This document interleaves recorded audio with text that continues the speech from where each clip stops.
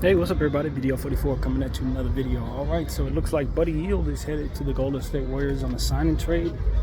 Philadelphia 76ers are receiving a second-round pick from 2031. And it's probably about just creating more salary relief for the Philadelphia 76ers, because you saw Klay Thompson get traded for 2 second-round picks. You know, a lot of times teams are starting to value trade, what do they call those things? Trade kickers? Not trade kickers. Is it a trade kicker? I don't know what they call it, but basically whatever money is left over from a trade, you get to have on the side to be able to absorb. And a lot of teams have a lot of those. So that's something that's like the new hot thing to want. You don't want to take back any salary because you get that trade kicker for that particular player. So I think that's what Philly's ultimately going to get, whatever his contract was going to be for this upcoming season.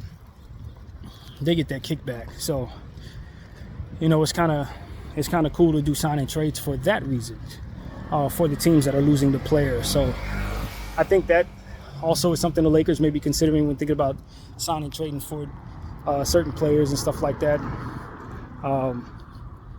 You know, what would be on the table if we were to do a sign and trade for someone, who knows. So these type of things are just interesting to consider. When you see lopsided trades, say a player goes for 1 second-round pick, that's really what it is. The team that's sending him out is getting that trade kicker. So, yeah, man, as far as Buddy going to the Golden State Warriors, obviously with Klay Thompson out, you definitely see an opportunity for him to do some work there, fill in that role a little bit. I think it's going to be rolled by committee, to be honest with you. I don't think one person is going to fill Klay's shoes, but more so a number of guys. You talk about Brandon Podziemski, Moses Moody, Buddy Hield. They picked up Lindsey Waters. I like him a lot. He's a good player from OKC. So, you know, the shooting is going to be there. The shooting is there. What the Golden State Warriors are hoping is that guys like Kuminga are ready to step into their own. You know, Kuminga's been one of those untradeable guys for the Golden State Warriors. They're holding on to him for dear life, sort of like the Lakers are with Austin Reeves, and you just have to wonder if they're overrating Kuminga when what their expectations are for who he's going to be. Are they overdoing it?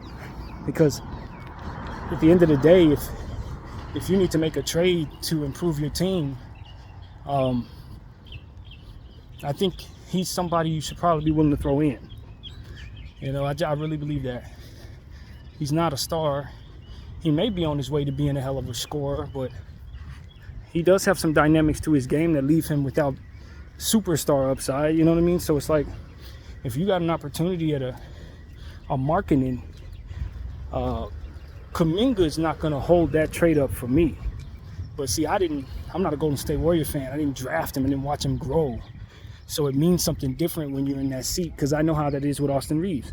If someone were to acquire Austin Reeves right now and then were offered something spectacular for him, they trade him out of it just as quick as they brought him in. But for us, it's like, well, wait a minute. We found this guy. We're developing this guy. We know this guy. We love this guy. And it becomes a situation, hey, friends, where you become in a space where you overrate the hell out of a guy just because he's yours. And I truly think that the Golden State Warriors have done that with Jonathan Kuminga. I truly believe that. I think they did that with Draymond Green, to be honest with you. And look, that's where I think they've really made a big mistake. If I'm being completely honest with you, I don't know what the motivation was for signing Draymond Green to $100+ million contract at this stage in his career after what happened there, but that was wrong. That should not have been done. Now, if it was something that Steph Curry demanded, then obviously you just got to do it. But I don't think that was a positive asset in the market at all. And given the fact that he's not a positive asset in the market, his contract shouldn't have been on demand to that degree, to that high of a dollar rate. Go trade him, try to market. That's what I would have told Draymond. Try to market, play the market, bro. Tell me what you get. Come back to me and we'll match what you get. We want to keep you, but try to market out. Because the reality is, I think they were bidding against themselves with Draymond's contract. Now, if they try to trade Draymond Green, they're going to find out that that's nearly immovable. Nearly. The names they're going to hear about are Ben Simmons, Zach LaVine, at the moment they try to move that thing.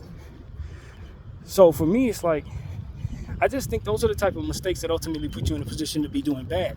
You think you're trying to keep a core together that's won a bunch of championships, but if you look at what it tumbles forward to be, they lost 1/2 of the Splash Brothers.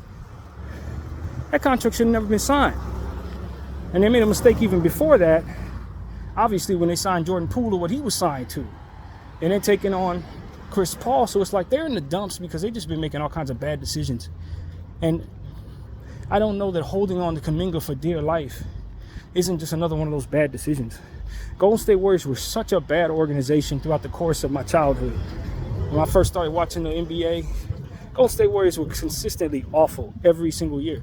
They only started becoming good when they got the Splash Brothers and Draymond and all those guys. Any other time in their history, with the exception of that one year in the 70s where Barry got them to the finals. I can't think of the father's name, but I think of Brent Barry and John Barry's dad. Got them to the finals and they won the championship. That's the only year they've ever been any good outside of this dynasty, so to speak. And it seems to me that they are headed back there to where they were before all the good stuff started happening for them. And they're making decisions that are going to coerce them back into being one of those teams again. And I'm just paying attention to that. I don't necessarily think it's unfortunate or nothing. I'm not, far be it from me to feel bad for a team that just controlled the entire 2000s basically, but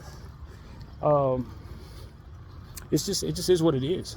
They're not in a good space, and I've been critical of Mike Dunleavy, but if the whole purpose of what they're doing is to go stay under the cap, what they're going to find out is that they're going to be crap. The team ain't going to be no good. While you're trying to do everything you can to stay under these damn aprons, what you're doing is punting Steph Curry's timeline. What they should be doing, if they had any damn sense, was picking a timeline and moving those youngsters. If they really wanted to keep Steph Curry, and then they could have re-signed Clay, Steph, Dre, and just go forward with the timeline that they prefer, the Steph Curry timeline. When you move like they're moving, trying to hold Steph for what it is that he represents, and then trying to do other rebuilding-like things, but then re-signing Draymond Green, it's just like you're all over the place, Mike. You're all over the place. So some of the things that they've done, ultimately, I just think were wrong for themselves. As an organization, as a franchise, they're just hurting themselves all different types of ways, trying to have their cake and eat it too, basically. And if they think what they've done in the offseason was enough, boy, they're going to find out it wasn't.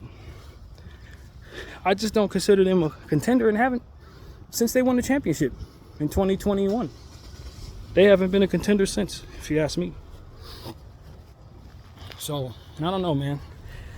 If I'm Steph Curry, this is probably my last year here. I don't care what the contract says. I'm gone. I'm getting out of here. I don't think Steph Curry's market is going to be anything short spectacular. I still think there are teams all over this league that would love to have Steph Curry and are willing to give up all kinds of stuff to get him. I can think of the Houston Rockets. It's probably a team that would be more than happy to give you a very handsome return for Steph Curry. You ain't got to go too far. They can't wait to throw away all that young stuff they got. You know what I'm saying? Seriously. Half of it they don't plan on signing any damn way. So if I'm the Golden State Warriors and I'm thinking about trying to preserve my reputation as a serious franchise, Steph Curry's on his way out. He's on his way out. And we're going to be moving him very soon. Very soon. Like tomorrow type stuff. Because there ain't no sense in going forward with this timeline. Timeline ain't no good. He ain't about to drag that to nowhere. He should be in a winning situation. And that's pretty much the end of that conversation. VDL 44. Thank y'all for watching. I'm out.